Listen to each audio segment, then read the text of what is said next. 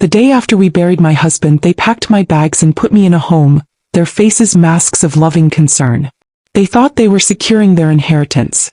They didn't know my husband, the brilliant architect, had designed one final, perfect structure. His will. And they had just walked into a trap that would give me everything and leave them with nothing but the bill for their own greed. Hello and welcome. I am so glad you have found this space. If you believe that a person's final wishes should be honored and that underestimating a grieving woman is the last mistake you should ever make, then you are in the right place. Knowing where you are all joining from means the world to me, so please say hello. Your support is a great comfort.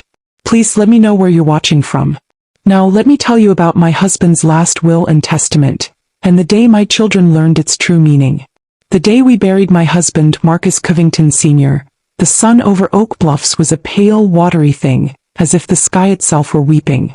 Our home, a proud two-story gingerbread cottage on Ocean View Drive, was filled to bursting with the warmth of the community that had sustained us for 50 years. The air was thick with the scent of fried fish and collard greens, the comforting aromas of a repast prepared by loving hands. Friends and neighbors, the children and grandchildren of the people we had grown up with, moved through the rooms, their voices a low, soothing murmur of shared grief and cherished memories. They spoke of Marcus's booming laugh, his brilliant mind, his unshakable integrity. They spoke of him as the celebrated architect who had designed community centers and libraries, a man who had built a legacy not just of buildings but of belonging. I moved through the crowd like a ship in a dense fog, my sails slack, my rudder lost. At 74, my world had been reduced to a single stark fact. Marcus was gone. Our home, which had been our sanctuary, the place where we had raised our children and charted our lives, now felt like a museum of my own heartbreak. Every photograph on the mantel, every book on the shelves, every worn spot on the hardwood floor was a testament to a life that was now irrevocably in the past tense. My grief was a physical presence, a heavy shroud that muffled sound and stole the breath from my lungs. My children, Marcus Jr. and Simone, hovered around me, their concern a suffocating, performative thing. Marcus Jr., 52 and slick in his Boston investment banker's suit, would place a firm, proprietary hand on my shoulder. "You holding up, Mom?" he'd ask, his voice a pitch-perfect imitation of filial concern. Simone, 48 and radiating the brittle anxiety of a Connecticut socialite, would press a glass of water into my hand. "You need to sit, Mommy. You look so fragile." They saw a fragile old woman, a relic to be managed. They did not see me. They did not see Patricia Covington, the university administrator who had managed departmental budgets larger than their annual salaries. They did not see the woman who had read every contract, reviewed every blueprint, and stood shoulder to shoulder with Marcus as he built his career. They saw what they wanted to see. A grieving widow, lost and incompetent, adrift in a house that was suddenly far too valuable for her to occupy alone. Our home was more than just a house. It was a legacy. It had been in my family for 3 generations, one of the original historic cottages in Oak Bluffs, a testament to Black perseverance and success in this beautiful, windswept corner of the world. Its financial value in the overheated real estate market of Martha's Vineyard was immense. But its true worth was in its history, in the generations of summer laughter and quiet winter evenings soaked into its wooden bones. To my children, however, it had become a simple, brutal equation. The house, combined with their father's substantial life insurance policy and his carefully managed retirement savings, represented their salvation. I was not blind to their struggles. Marcus Jr. lived a life of quiet desperation, his career in his father's shadow never quite funding the lifestyle he felt he deserved. He was over-leveraged, a man juggling debts and appearances with the frantic energy of a circus performer. Simone, married to a man whose own business ventures were perpetually on the brink of collapse, was obsessed with maintaining the facade of effortless wealth among her Hartford friends. They were drowning, and they looked at their father's legacy not as my security, but as their lifeline. Their eyes, even as they offered condolences to our friends, would scan the living room, the antique furniture, the ocean view. They were not seeing a home. They were seeing an asset to be liquidated. That evening, after the last of the guests had departed, leaving behind a house that felt both empty and overwhelmingly full, my children sat me down in the living room. The air was still thick with the scent of flowers and food, but a new, colder current had entered the room. "Mom," Marcus Jr. began, taking my hand. We need to talk about the future.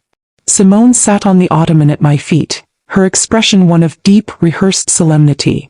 We're worried about you here all alone, she said, her voice soft. This big house, the memories, it's too much for you to handle in your state. My state. They spoke of my grief as if it were a terminal diagnosis, a permanent condition of incompetence. I was too tired, too hollowed out by sorrow to fight. I just stared at them, these two strangers who wore the faces of my children. I thought of Marcus Sr., my brilliant, clear-eyed husband. He had been a planner and architect in all things. He saw the world not just as it was, but as it could be. He saw the structural integrity, the hidden flaws, the load-bearing walls. And he had seen this. He had seen the cracks forming in the foundation of our family. He had seen the greed that was eating away at the core of his own children. I didn't know it then, sitting in that quiet, grief-stricken room, but my husband, the master architect, had designed one final, perfect structure. It was not a building of wood and stone, but a fortress of paper and ink. His will. And he had designed it to withstand the very storm that was gathering around me. The morning after the funeral was unnaturally quiet. The sounds of the community that had enveloped me the day before, the murmured condolences, the clatter of dishes, the shared laughter over old stories, had receded, leaving behind a profound and echoing silence. I sat in the sunroom, a cup of tea growing cold in my hands, and watched the gray waves of the Atlantic roll onto the shore. Each wave felt like a new surge of grief, pulling the sand out from under me. I felt untethered, a ship without an anchor, drifting in a vast, empty ocean of loss. It was in this state of profound vulnerability that my children chose to strike. They entered the sunroom together, a united front of solemn purpose. Marcus Jr. had foregone his sharp suit for a casual cashmere sweater, an attempt to look less like a banker and more like a caring son.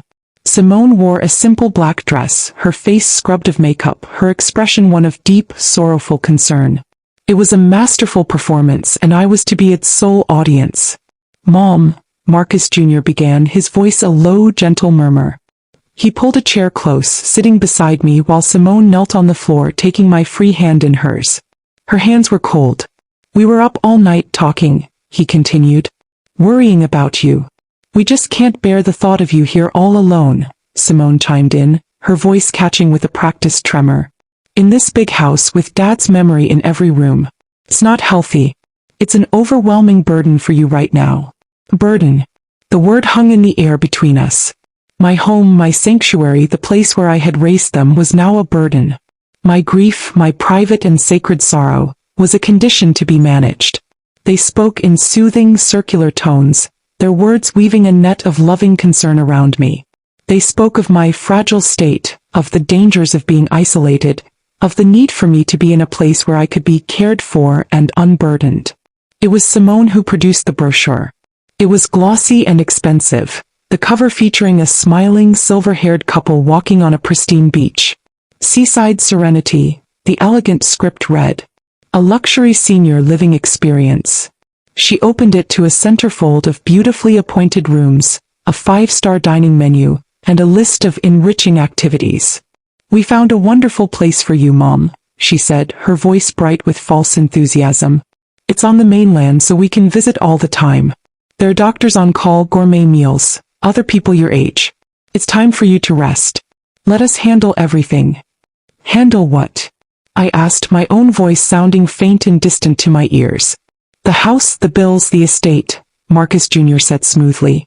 "All the stressful things you shouldn't have to worry about right now. We'll take care of it all. We just want you to be safe and peaceful." I looked from my son's earnest, lying face to my daughter's pleading, false one. I saw no love there, no genuine concern. I saw only a chilling, unified resolve. They had planned this.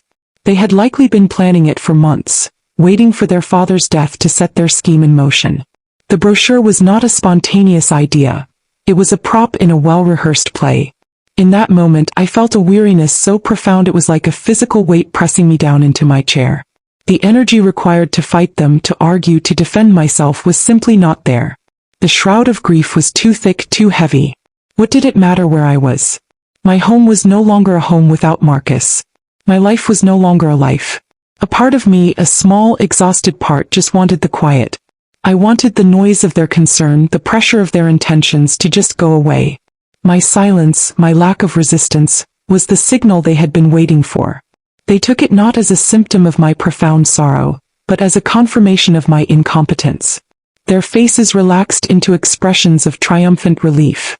"It's for the best, Mom," Marcus Jr. said, his hand patting mine with a final dismissive gesture. "You'll see." The rest of the day was a blur of quiet, efficient activity. They moved through the house with a purpose that felt like a violation. Simone went into my bedroom and packed a single sensible suitcase. She did not ask me what I wanted to bring. She packed a few drab-colored cardigans, some sensible slacks, and a pair of orthopedic shoes I rarely wore. It was a suitcase for an old woman, a generic, anonymous person, not for me, Patricia Covington. Marcus Jr. was on the phone making arrangements, his voice low and businesslike. They were dismantling my life before my very eyes. Late that afternoon they led me from my home. As I walked out the front door for the last time, I ran my hand along the smooth, worn wood of the doorframe, a silent goodbye to 50 years of my life. They drove me to the ferry terminal in Vineyard Haven. The ferry, the vessel that had always symbolized the happy passage to our island sanctuary, now felt like a prison ship, transporting me into exile. As we pulled away from the dock, I watched the familiar shoreline of the vineyard recede, the silhouette of my beloved Oak Bluffs shrinking until it was just a line on the horizon. My children sat on either side of me, their mission accomplished. They had successfully unburdened themselves of their mother, and in doing so, they believed they had cleared the path to their inheritance. They had no idea they had just disinherited themselves. A week later, I found myself in a place that felt as cold and alien as a foreign country. A conference room on the 45th floor of a skyscraper in downtown Boston. The office of David Franklin, Esquire. The room was all glass and chrome, with a panoramic view of the city that did nothing to warm the sterile atmosphere. I sat at one end of a long, polished mahogany table, feeling small and out of place. My children, Marcus Jr. and Simone, sat opposite me looking perfectly at home. They were in their element now, the world of high-stakes finance and legal maneuvering. They exuded an air of confident, impatient expectation. David Franklin entered the room, and for a moment, my heart felt a pang of warmth. David had been my husband's best friend since their days at Howard University. He was a tall, elegant man of 70, with a mind as sharp as his tailored suits. He had been the executor of our wills for 30 years, a trusted friend and confidant. He greeted me with a gentle squeeze of my hand, his eyes conveying a deep, unspoken sympathy. Then he turned to my children, and his face became an unreadable mask of professional neutrality. "Thank you all for coming," he began, taking his seat at the head of the table and opening a thick leather-bound folder. "We are here today for the first reading of the last will and testament of Marcus Covington Sr. As the executor, it is my duty to read this document in its entirety." Marcus Jr. shifted in his seat, a model of feigned solemnity. Simone dabbed at a non-existent tear with a tissue. I watched them, my grief now mingled with a new, cold clarity. The fog was beginning to lift, and I was starting to see the sharp, ugly outlines of their betrayal. David began to read in his calm, measured voice. The initial clauses were standard, bequeathing personal items and making small charitable donations. Then he came to the heart of the matter, the disposition of the main estate. Article 4. David read, looking over the top of his reading glasses.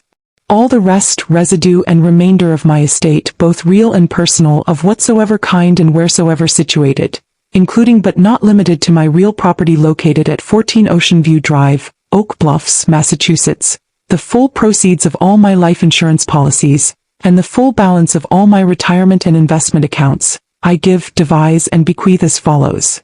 I saw Marcus Jr. and Simone lean forward almost imperceptibly. This was the moment they had been waiting for. "To be divided into two equal shares," David continued, "with one such share to be distributed to my beloved son, Marcus Covington Jr., and one such share to be distributed to my beloved daughter, Simone Covington Price." A wave of triumphant energy washed over them. It was almost a visible thing. Simone reached over and squeezed her brother's hand under the table. Marcus Jr.'s face relaxed into a look of supreme satisfaction. Their plan had worked. It was all there in black and white. They had won. David continued reading. Article 5. It is my express wish that my children shall use a portion of the aforementioned estate to provide for the comfortable care and well-being of my beloved wife, Patricia Covington, in a suitable residential facility of their choosing for the remainder of her natural life. This was the masterstroke of their plan, the clause that gave their betrayal the legal veneer of responsible care. They were not just inheriting a fortune. They were being entrusted with their mother's well-being, a duty they had already performed by placing me in the luxury of seaside serenity. When David finished reading, a heavy silence filled the room. Marcus Jr. was the first to speak, his voice thick with a counterfeit emotion. It's just what Dad would have wanted," he said, shaking his head as if overcome. "To know that Mom is taken care of, and that his legacy is secure." "He was such a good man," Simone added, her voice a pious whisper. "So thoughtful and generous." I said nothing. I just sat there, a silent statue of a widow, and I watched them. I watched them bask in the glow of their false victory. As the meeting concluded and we all stood to leave, David Franklin cleared his throat. "Just one final piece of business," he said, his tone casual, almost dismissive. Marcus was a very thorough man. "There is a final minor codicil to the will, an addendum he attached just last year. It's really just a formality to close out the estate, but the terms require that we wait 30 days from the date of his passing before it is read and the final probate documents are signed. So if you could all please be available to return here in 3 weeks' time, we can finalize everything." "Of course, David," Marcus Jr. said magnanimously, already feeling the power of his new wealth. "Whatever is required." They saw it as a bureaucratic delay, a final piece of legal red tape to be cut before they could claim their prize. They walked out of that office with a swagger in their step, their minds already spending the money, already divvying up the spoils. They didn't give a second thought to the minor codicil. They didn't understand the mind of the architect who had drafted it. Marcus Sr. had not just built buildings, he had built contingencies. He had built traps. And my children, blinded by their greed, had just walked confidently onto the trigger plate. The 3 weeks that followed were, for my children, a period of giddy, reckless celebration. Believing themselves to be the heirs to a substantial fortune, they began to spend money they did not yet have with an abandon that was both breathtaking and pathetic. They were no longer constrained by the pesky realities of their own incomes and debts. They were living in the golden, hazy future of their inheritance. Marcus Jr., I learned later, made his move almost immediately. He had been circling a high-risk commercial real estate deal in Boston's Seaport District, a venture that required a significant capital investment he did not possess. His creditors for a previous failed business were closing in, their calls becoming more frequent and more threatening. Now, armed with the certainty of his inheritance, he walked into a private lending firm, the kind that charges exorbitant interest rates for short-term loans, and he secured a high-interest bridge loan. He used the signed copy of his father's will as proof of his forthcoming liquidity. It was a wildly irresponsible gamble, a bet that would either elevate him to the stratosphere of Boston real estate or bankrupt him utterly. He was so confident in his victory, so sure of the outcome, that he never even considered the possibility of failure. Simone's spending was less strategic but no less immediate. Her life was a performance, and she was desperate for new costumes and props. The first thing she did was pay off the staggering balance on her collection of high-end credit cards, a debt that had been a constant source of friction in her own troubled marriage. The sense of relief was so intoxicating that she immediately went out and celebrated. She put a $10,000 non-refundable deposit on a brand new top-of-the-line Range Rover, the exact model her most envied friend drove. She booked a 2-week European river cruise for herself and her husband, choosing the most expensive suite. She filled her social media with cryptic posts hinting at a wonderful new chapter and family blessings, a stream of curated content designed to elicit envy from her followers. Their phone calls to each other, which I can only imagine, must have been filled with a new, feverish energy. They were no longer co-conspirators in a sad betrayal, but business partners on the verge of a massive windfall. They began to argue about the house. Simone wanted to sell it immediately to get the cash as quickly as possible. "It's a hot market, Marcus," she'd likely have argued. "We need to strike while the iron is hot." Marcus Jr., with his real estate ambitions, probably wanted to hold on to it, perhaps to use it as collateral for even bigger deals. They were already fighting over the spoils of a war they hadn't yet won. They were counting chickens that had not only not hatched but were, in fact, about to be permanently removed from the henhouse. Meanwhile, my own life had been reduced to the sterile beige luxury of seaside serenity. It was a beautiful facility as promised. The staff were professional, the food was excellent, and the views of the mainland coast were lovely. But it was a cage nonetheless. A quiet, comfortable, well-appointed prison. The other residents were strangers, their conversation a bland mix of medical complaints and stories about grandchildren who rarely visited. I was profoundly, achingly lonely. But as the initial suffocating fog of grief began to recede, something else began to take its place. A quiet, cold resolve. My mind, which had felt so slow and muffled, began to sharpen. I started taking long walks along the facility's seaside path, the salty air a bracing tonic. And I spoke on the phone every other day with David Franklin. Our conversations were my lifeline. At first they were just the comforting calls of an old friend, checking in, sharing memories of Marcus Sr., but slowly the tone began to shift. David would ask me gentle, probing questions. "How are you really feeling, Patricia? Are you feeling stronger?" He would remind me of my own strength, of the formidable woman I had been and still was. "Marcus always said you were the toughest person he knew," he told me one afternoon. "He said you had a mind like a steel trap." He never spoke directly of the will, of the addendum. He was too good a lawyer for that. But he was preparing me. He was helping me find my footing, helping me shed the role of the fragile widow my children had cast me in. He was reminding me of who I was. I was not a resident. I was not a patient. I was Patricia Covington. And I was beginning to feel less like a queen in exile and more like a general, patiently waiting in her tent for the dawn of battle, fully aware of the brilliant, devastating strategy her commander had laid out before he fell. The day of the final reading arrived 3 weeks later, a crisp, clear autumn morning. I dressed with a care I hadn't felt in months. I had asked David to have a few of my own clothes from the house sent to me, and I chose a sharp charcoal gray suit, a silk blouse the color of cream, and the simple pearl earrings Marcus Sr. had given me on our 25th anniversary.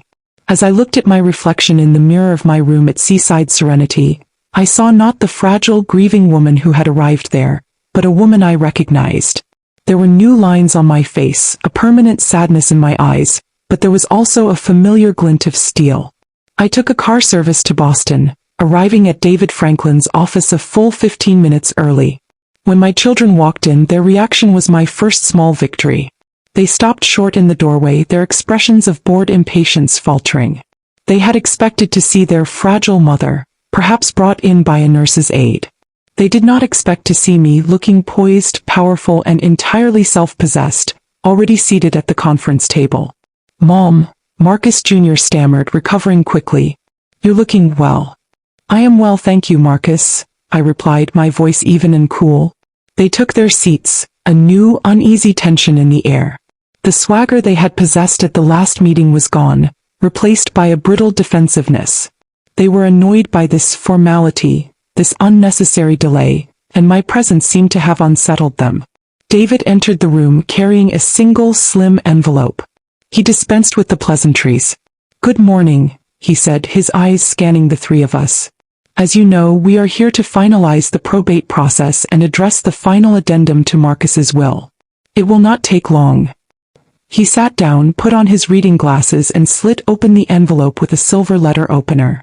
The sound was unnervingly loud in the silent room. "This document is titled, The Addendum of Intent," David began.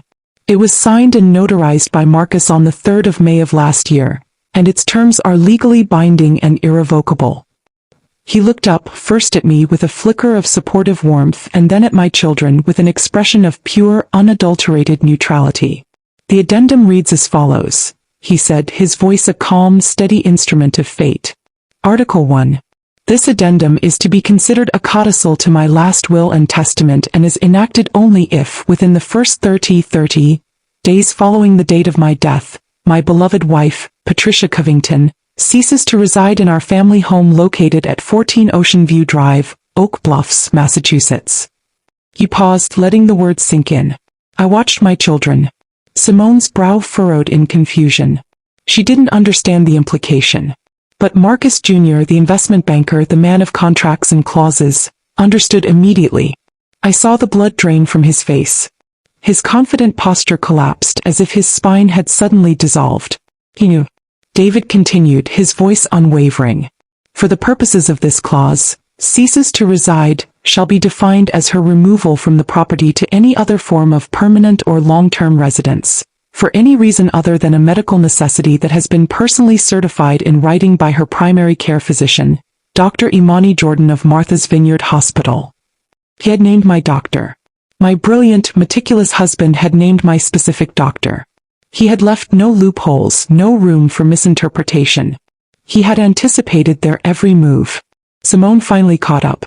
Her hand flew to her mouth, her eyes wide with a dawning, horrified comprehension. "Wait," she whispered, her voice a strangled sound.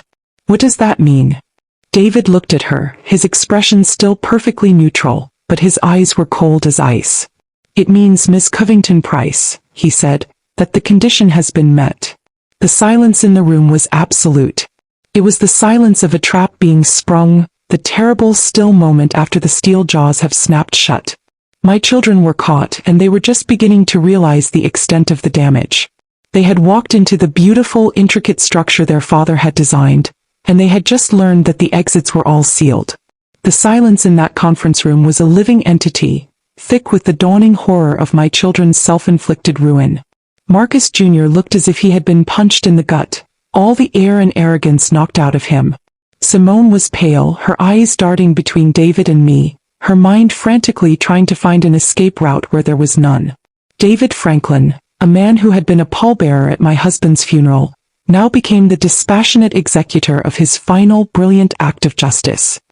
He looked down at the document in his hands and continued to read, his voice calm and steady, each word a hammer blow demolishing the foundation of my children's greed.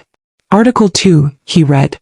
Should the condition outlined in Article 1 be met, the entirety of Article 4 of my last will and testament, which outlines the 50-50 distribution of my estate to my children, is hereby rendered entirely and irrevocably null and void. No, Simone breathed, the word a faint, desperate puff of air. He wouldn't. He couldn't. Oh, he could and he did, David said, not looking up from the page. Article 3. In the event that Article 4 is rendered null and void, my entire estate, including but not limited to the real property at 14 Ocean View Drive, all bank accounts, all retirement funds, the full and complete proceeds of all life insurance policies, and all personal effects, is to be placed immediately and wholly into the newly formed Patricia Covington Living Trust. He paused, taking off his glasses and looking directly at me. For the first time, a small, sad smile touched his lips. Article 4. My beloved wife, Patricia Covington, is hereby named as the sole trustee and sole lifetime beneficiary of the Patricia Covington Living Trust.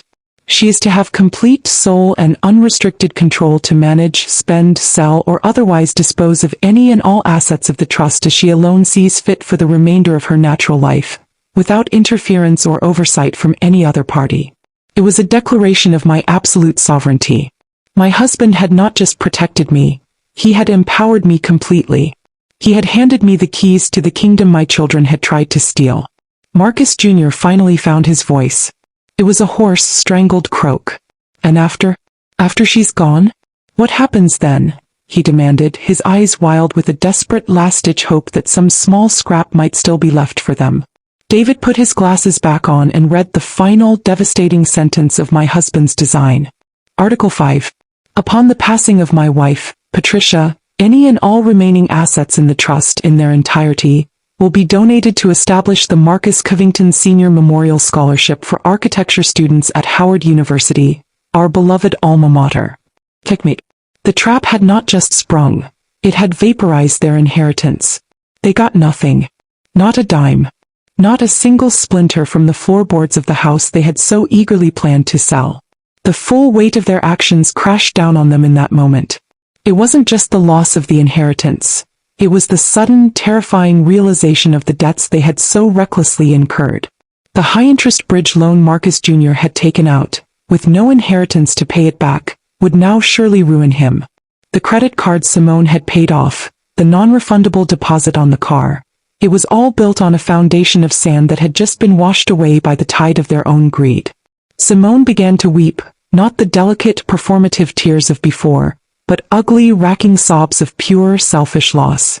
Marcus Jr. just sat there, his face a ghastly shade of gray, staring into the abyss of his own making. I stood up. I felt a profound, weary sadness for the children I had raised, for the people they had become. But I felt no pity. They had made their choices. I walked over to David and placed a hand on his shoulder. "Thank you, David," I said softly. "Thank you for honoring my husband's wishes." He covered my hand with his own. "He was a brilliant man, Patricia," he said. "And he loved you very much." I turned and walked towards the door, not looking back at my children. My time as a grieving, fragile widow was over. My new life was beginning. I walked out of that cold, glass office and into the bright Boston sunlight. I pulled out my cell phone, my hand perfectly steady. My first act as the sole trustee of my own life was not to weep or to celebrate. It was to get back to work. I dialed the number of the best real estate agent on Martha's Vineyard. "Hello, Susan?" I said when she answered. "This is Patricia Covington. I'd like you to do a full appraisal of my property on Ocean View Drive. No, it's not for sale. It's for my own records. I need to know the full value of what is mine."